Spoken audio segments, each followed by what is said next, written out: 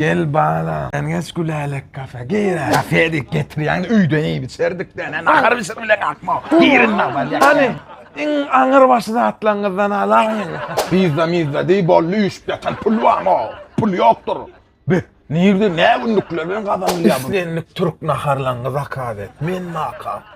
Men bilen bir yere gelende salat nene gerekti sen atabana salat yiyelenle öydüğün be. İyi de somsan iyi pizzan bile bolluğu var. Kapral şarkı koyuyor da kuzuyun etinden bağlam.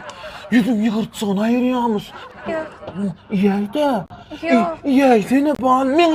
Men için pizzini ye. Senin miden yeme atıyorsun. Men dok siz dok bolsanız men bana dok şundan doyun ya. Hırmatçığı değil ne yedin sana hırmat? Agulele kafeye gelen mi de var şaşlığım diye yiyel şaşlık. Be belki kuzuyun etinden var bu sarsırcığa mı gerektir kanım. Ben olmadık olsan ne mi derdim sen zalatay?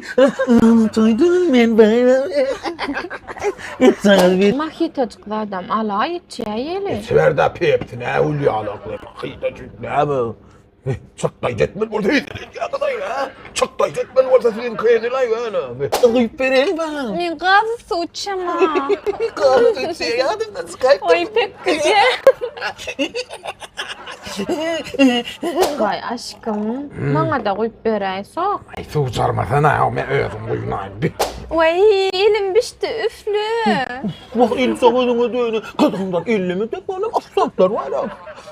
Şümük bir tanem vay. Öyle bolanmazsan yerde vakit bağımı işip yatar. Gitmeli yerler işlem kendi. Tıralı begim. Trollüyüm da öyle. Çağalara da bir zatsa boy ettireyeli. Düğün kupalı kızlar bir yerler çağırlar deyip ne acayip batan mı bir görmedik vakitleri da. Doğramadı bir zatçıklarsa boy ettirey. Yok mani ettire zor ahyattan çıkarıp olur mu yiyeyim ya. Yürüsün.